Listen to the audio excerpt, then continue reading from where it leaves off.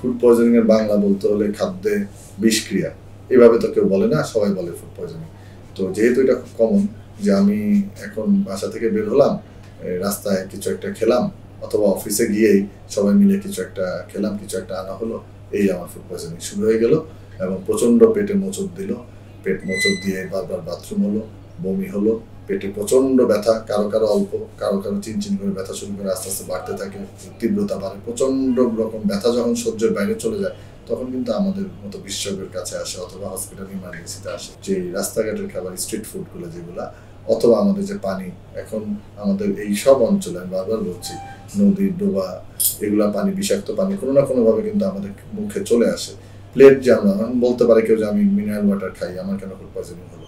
তাহলে আমরা যে প্লেটটা ধরছি, আমরা যখন গোসল করছি, এইরকম মাধ্যমে কিন্তু ওই পানিটা আমাদের মুখে কিন্তু চলে আসছে কোনো না কোনোভাবে। এটা ব্যাকটেরিয়া দিয়ে হতে পারে, ভাইরাস দিয়ে হতে পারে, পরজীবী যেটা হয় ছত্রাক দিয়ে হতে পারে।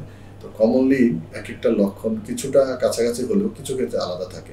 খুব বেশি জ্বর আসে, পেটে প্রচণ্ড ব্যথা, রোগীর একটা টক্সিক প্রেজেন্টেশন থাকে, বোঝা যায় যে সম্ভবত এটা কোনো ব্যাকটেরিয়াল ইনফেকশন হতে পারে। যদিও ভাইরাসেও এটা হয়, কিন্তু ব্যাকটেরিয়াটা একটু বেশি কাবু, মানে বেশি বাজেভাবে প্রেজেন্ট করে। পেটে ব্যথা সবারই থাকে, এর সাথে কারো জ্বর, কারো সাথে বমি, কারো পাতলা ব্যথা, অথবা একটা একটা থাকে। ব্যাকটেরিয়া দিয়ে হলে আমাদের ব্যাকটেরিয়ার বিরুদ্ধে অ্যান্টিবায়োটিক না দিলে এটা তার তাড়াতাড়ি সারবে না এবং তার কষ্ট বাড়বে।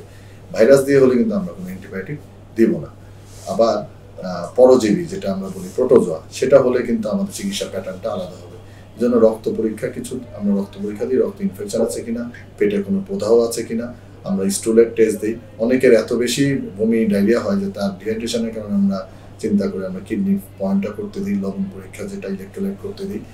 জাউ ভাত, এটা আমরা সবাই জানি কম বেশি গ্রামেগঞ্জ এটা পেয়ে, জাউ ভাত, কাঁচকলা আমরা খেতে বলি, এটা যত ইচ্ছা খেলেও কিন্তু পেট খারাপ হয় না।